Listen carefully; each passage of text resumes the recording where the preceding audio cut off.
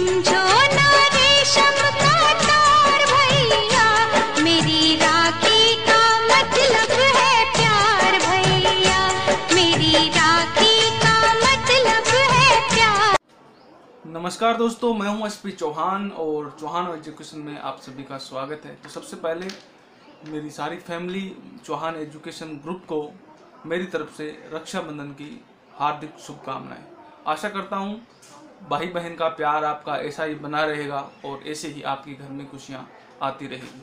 तो दोस्तों, सबसे पहले पिछले 2 दिन से बहुत से कमेंट आ रहे थे और दिनचर्या व्यस्त होने के चक्कर में आपके कमेंट के जवाब मैं नहीं दे पा रहा था। तो जो मोस्ट इम्पोर्टेंट कमेंट्स हैं उनका मैं क्लैरिफिकेशन कर रहा हूँ आज। और फॉर्म की डेट तो आपको पता है जा चुकी है, तो अभी कट ऑफ 30 तक आपकी आ जाएगी। अब इनके बीच में कुछ क्वेश्चन हैं कि कट ऑफ के अंदर क्या फेरबदल हो सकता है, उसके बारे में बात करते हैं। तो मेरे पास जो क्वेश्चन थे उनकी मैं बताता हूँ। सबसे पहला, 90 से कम वाले जिनका ऑफलाइन फॉर्म लिया गया है उनका क्या होगा। तो दोस्तों, उनके फॉर्म रद्दी की टोकरी में जाएंगे। और क्यों जाएंगे? क्योंकि मैं बता दूं, क्योंकि इस भर्ती के अंदर 90 से कम वाले अलाउ नहीं है। ये अलाउ इसलिए किए गए हैं, सिराधना जी की बेंच में जो बोनस मैटर को लेकर याचिका लगी थी, तो उन्होंने ये हवाला दिया भी इनको बोनस मिलेंगे तो ये 90 क्रॉस कर जाएंगे और फिर ये इस भर्ती में अलाउ है, इसलिए उन्होंने इनको अलाउ किया था। लेकिन बोनस तो आपको पता है मिलने नहीं है और इनके 90 बनने नहीं है, तो ये सब रद्दी की टोकरी में जाएंगे और कुछ नहीं होने वाला। उसके बाद में और बता दूं, 30 तारीख को आने वाली कट ऑफ में इनको शामिल नहीं किया जाएगा। उसके बाद में वेटेज कम होगा या नहीं होगा, वेटेज के मामले में कोई फेरबदल नहीं होगा। आने वाली 28 तारीख को आपको इसका सबूत मिल जाएगा। कॉमर्स का क्या होगा? तो दोस्तों, कॉमर्स सब्जेक्ट में क्या है, आप सभी को पता है भी जो टीचर जिस सब्जेक्ट से बनना चाहता है वो सब्जेक्ट उसके ग्रेजुएशन में होना चाहिए।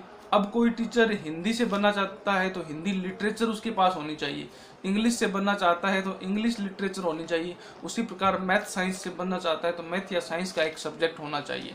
तो कॉमर्स वालों के पास ऐसा कोई सब्जेक्ट नहीं होता। अब एसटी के सब्जेक्ट में भी वो बोलते हैं अर्थशास्त्र या इकोनॉमिक्स उनके पास होनी चाहिए। अब जिनके पास इकोनॉमिक्स है वो अलाउ है सिर्फ एसएसटी के लिए, और जिनके पास नहीं है वो इस भर्ती से बाहर हैं।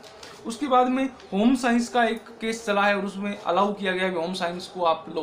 तो दोस्तों, मैं बता दूं आपको, आप मैथ साइंस की विज्ञप्ति आप पढ़ोगे, अरे जिस सब्जेक्ट में साइंस नाम आ गया उसका मतलब ये थोड़ी है भी आप साइंस से फॉर्म भर दोगे। तो पॉलिटिकल साइंस वाले बोल देंगे कुछ दिन बाद भी हमारे नाम में भी साइंस है। ऐसा कुछ नहीं है। साइंस का टीचर बनने के लिए आपको नॉन मेडिकल या मेडिकल का कोई एक सब्जेक्ट आपके ग्रेजुएशन में होना चाहिए, जो कि होम साइंस के अंदर किसी में नहीं होता। तो इसका क्लैरिफिकेशन 10 सितंबर तक मांगा गया है, तो निदेशालय इसका क्लैरिफिकेशन दे देगा। इनको भर्ती में अलाउ नहीं किया जाएगा। ये आपको बात कड़वी जरूर लगी होगी दोस्तों, लेकिन मैं आपको मीठे लुभावने वादे नहीं दे सकता। जो हकीकत है वही है। और आप ऑर्डर देख सकते हो, इंग्लिश के लिए इंग्लिश लिटरेचर होना चाहिए, हिंदी के लिए हिंदी लिटरेचर होना चाहिए। तो फिर आपको भी पता है मैथ साइंस का मैटर भी कितने दिनों से चल रहा है। मैथ वाला साइंस नहीं पढ़ा सकता, साइंस वाला मैथ नहीं पढ़ा सकता, तो होम साइंस वाला दोनों कैसे पढ़ा सकता है? मतलब ही नहीं होता। सिर्फ कुछ दिन की खुशियां नहीं देना चाहता, जो हकीकत है वो बयां कर रहा हूँ। अब सबसे बड़ा मैटर एडिशनल, सिराधना जी की बेंच ने कुछ ही दिन पहले फैसला दिया है कि एडिशनल को अयोग्य घोषित किया गया है। क्यों किया गया है? इस फैसले के पीछे 2 सबसे बड़े रीजन थे। एक यूजीसी का जो लेटर जिसमें उन्होंने लिखा था कि आप चाहो तो एडिशनल को मान्य कर सकते हो, नहीं चाहो तो नहीं। क्योंकि उन्होंने कहा भी हम सिर्फ डिग्रियां देते हैं, वो आपका काम है कि आप 3 ईयर वाली डिग्री को अपनी वैकेंसी के लिए अलाउ करते हो या 1 ईयर वाली डिग्री को अलाउ करते हो, तो वो आपकी मर्जी है। तो ये अब संस्था पर डिपेंड करता है। और फिर सबसे बड़ी बात, जो 2016 की वैकेंसी थी उसमें 40 डिग्रियां सिर्फ एक ओपीजे यूनिवर्सिटी से फर्जी पकड़ी गई, तो उससे भी सिराधना जी का माइंड वॉश हो गया और उन्होंने ये समझ लिया कि जितनी भी एडिशनल है वो लगभग फर्जियाँ होती है। और वास्तव में दोस्तों, इस साल भी लगभग 2000 के समथिंग फर्जी डिग्रियाँ आई थी। हाँ, कुछ जिन्होंने वास्तविक मेहनत करके एडिशन की उनके साथ नुकसान हुआ है, लेकिन उनको अब 30 सितंबर वाली कट ऑफ के अंदर शामिल नहीं किया जाएगा। हाँ, अगर आप आगे केस लड़ते हो तो भविष्य में अगर आप जीत भी जाते हो तो हो सकता है आपकी जितने भी सीटें हैं उनको गवर्नमेंट बढ़ाकर आपको ज्वाइनिंग दे, लेकिन इस 28,000 में आपको ज्वाइनिंग नहीं मिलेगी। कट ऑफ 30 तक आ जाएगी, उससे पहले भी आ सकती है।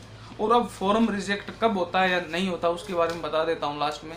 तो दोस्तों, अगर आपने रीट के नंबर सही भरे हैं, रीट के रोल नंबर सही हैं, ग्रेजुएशन के नंबर सही हैं, ग्रेजुएशन के रोल नंबर सही हैं, और आपने जो कैटेगरी भरी है ओबीसी जनरल वो सही है, मतलब अगर ओबीसी आपने भरी है तो आपके पास उसका सर्टिफिकेट होना चाहिए, या 3 साल तक पुराना भी है तो भी चल सकता है एफिडेविट से। अगर 3 साल से पुराना है तो नहीं चलेगा।